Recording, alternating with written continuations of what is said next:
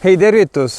Sügis on käes, aga mina olen siin küll nüüd oma heinaniitmise suve venitanud nii kaua kui vähegi võimalik ja oktoobri lõppu välja põhimõtteliselt on mul siin kodu juures võimalik veel heina niita.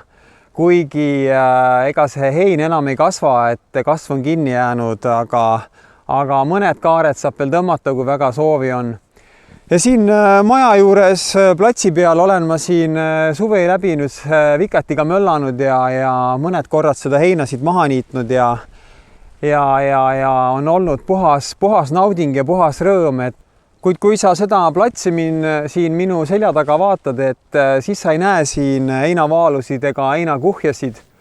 Ja võib-olla nii mõnelgi videovaatajal on tekkinud küsimus, et vikatiga heina niites jääb ju maha heinavaalud ja mis saab sellest heinast. Ja tegelikult ongi minu arvates vikatiga niitmise juures üks kõige suurem erinevus siis murutraktori või trimmeriga niitmise juures see, et iga niites jääbki see heinavaal ja heinakuhjad maha. Ja kui need maha jätta, siis nad kasvavad sinna heina sisse ja hiljem uuesti niita on väga tülikas ja ebameeldiv. Ja mis selle heinaga siis teha, mis siin niitest maha jääb ja mida mina selle platsiga siin teinud olen? Ja kui sa juba vaatasid, panid tähele, siis mul täna ei ole siin videos vikatit käes ja tänane tööriist on mul, mida ma tutvustan, on hoopis selline asi, et kes see siis teab, see teab, kes ei tea, siis sellele ma räägin. Mina tean sellel tööriistal kahte nimetust, vigla või heinahang. Ja see on olnud minu teine, ma ei taha öelda selle asja kohta tööriist, sest tegelikult ma ei tee selle vahendiga tööd. Sellega tehti tööd omal ajal, vikat oli tööriist omal ajal. Minu jaoks on see puhas rõõm, puhas teraapia. Siis tegelikult sellise tööriistaga lips-lops on võimalik see hein väga kergesti sealt heinamaa pealt kokku korjata aga siis tekib järgmine küsimus, et kuhu see hein viia, mis sellest heinast saab, et ära kuivatada, loomadele viia.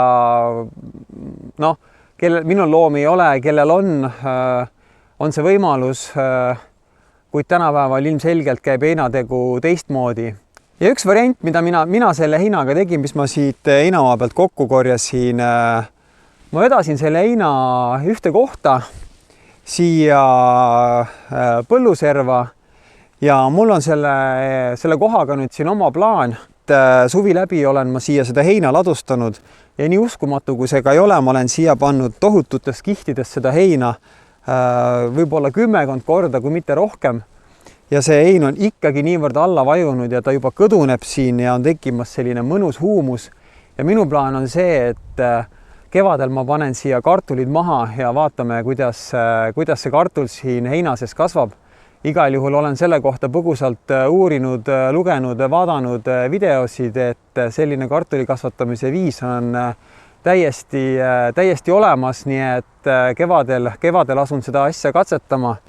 Ja siia väikse lapi peale mahtus kogu selle tohutu, mahtus selle üpris suure ala ja hein kõik siia ilusti ära. Ja loodan, et siia tekib selline mõnus huumusrikas kiht, kus siis kartulid kasvavad mõnusalt suureks. Ja loomulikult on see selline taaskord üks hobiprojekt, millega tegeleda ja pingeid maandada. Aga lisaks sellele viglale on ka üks teine ülioluline tööriist, mida sa võib-olla ka juba taustal nägid. Vot selline vanaaegne retrokäru on sellise töö juures ületamatu abivahend. Kui siit 10-20 meetri raadiusest ilusti võib selle viglaga selle heina siia ühte hunnikusse tuua, ei ole mingi probleem, siis natuke kaugemalt saab selle vana retrokäruga selle heina siia ära toodud ülilihtsalt ja ka mina lapsepõlves mäletan see vanaemadel, vanaisadel olid sellised kodudes olemas ja sai nendega veetud heina ja puid ja mulda ja mida kõike kartuleid ja kaalikaid ja mida kõike majapidamises vaja vedada oli ja ei osanud ma ka kunagi arvata, et mul ka seda käru siin nagu niimoodi vaja võiks minna, kuid õnneks on mul üks eksemplar siin olemas ja see on leidnud tõeliselt rakendust. Lisan veel juurde, et rehvid olid sellel pillil küll nii läbi, et tuli välja vahetada ja Viljandis on Joosepi jalgrattapood, kus saab sellistele retrokärudele täpselt parajad rehvid, nii et kellel vaja, siis Viljandisse Joosepi rattapoodi ja saab endale Bemmile uued kummid.